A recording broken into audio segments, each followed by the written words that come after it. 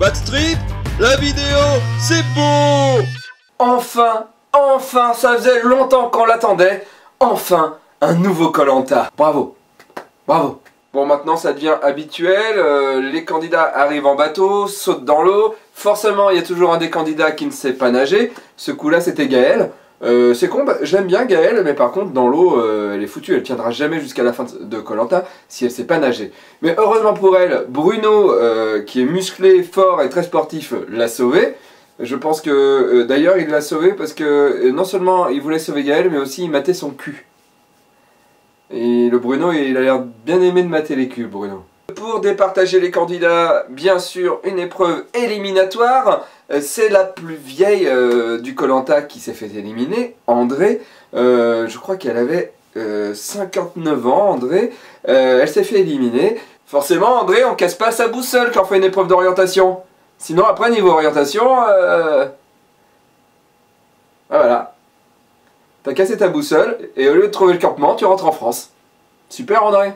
Ensuite, bon, les équipes sont formées, alors il y a des garçons, il y a des filles, il y en a que j'aime bien, il y en a que j'aime pas. Steph, tu fais partie des filles que j'aime pas, voilà.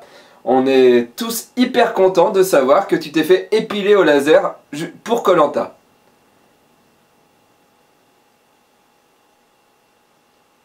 Au moins, on est sûr que les poils vont pas repousser. En tout cas, fais gaffe, Steph, parce que je crois que Bruno mate ton cul à toi aussi. Il est chaud, le Bruno. Sinon, toujours dans les gens que j'aime pas trop, Amandine. Amandine qui est danseuse, soi-disant. Alors je pense que la prod a pas voulu dire stripteaseuse. Parce qu'à l'épreuve du radeau, je pense que ça servira à rien de fabriquer un radeau. Il suffira d'être sur Amandine et je pense que ça va flotter direct. C'est pas du vrai. Vous avez dû le remarquer, moi je l'ai remarqué.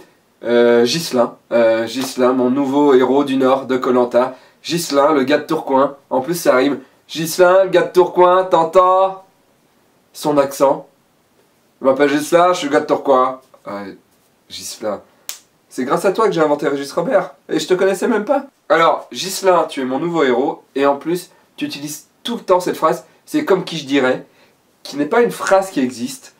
Par exemple, c'est comme quand tu as dit dans l'émission. J'étais mort de rire. C'est comme qui je dirais du bambou, non? C'est pas les ours noirs et blancs qu'on mange? Les ours noirs et blancs, c'est des pandas. Ghislain, ne t'arrête jamais de parler, j'adore quand tu parles. Comme par exemple le soir au campement où tu t'es mis à parler un peu trop et tu as dit: je comprends pas qu'il y ait plein de races de chiens différentes, c'est comme qui je dirais s'il y avait des humains différents. Et là Gaël lui dit: mais il y a des humains différents. Et lui il répond: non, mais c'est comme ce que je dirais s'il y avait des humains avec le nez plat ou hyper long comme des chiens saucisses. Ghislain. En plus après, Denis Brognard nous apprend que tu es maître d'école à Tourcoing. L'avenir des gosses de Tourcoing, quoi. Ah, j'imagine trop Ghislain en classe. Bon, les enfants, anglais, yes, en anglais, c'est comme qui je dirais oui en français. Bravo. D'ailleurs, en parlant de Ghislain, Denis Brognard, je te dis bravo. Bravo. Pour ton petit texte qui souligne lorsque Ghislain essaie d'expliquer comment on fait le feu. Et tu dis, ça c'est du grand Denis Brognard. Le maître d'école n'a pas fini de donner des leçons.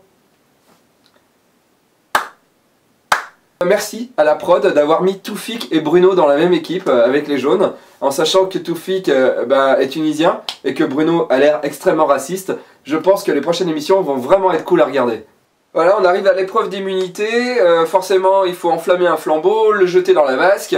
Et là, c'est les rouges qui ont tout fait péter, ils ont réussi. C'est les jaunes qui ont perdu, qui n'ont pas eu l'immunité. Bon, Mathilde, qui a réussi, c'est grâce à elle qu'ils ont gagné l'épreuve. Elle a beau être moche, elle lance quand même vachement loin. Bon, après le conseil, c'était un petit peu chiant. C'est Alex qui s'est fait éliminer. Personne ne le connaissait, en plus, il parlait pas. Je crois que je n'ai pas entendu parler de l'émission. Donc qu'il soit éliminé, finalement, on s'en fout un petit peu. Par contre, j'ai bien aimé de voir ses larmes couler sur ses joues. Voilà, ce résumé de Koh-Lanta 2012 est terminé. Je vous donne rendez-vous la semaine prochaine. Et j'espère qu'il y aura beaucoup de Ghislain, comme qui je dirais. Pourtant que la montagne est belle.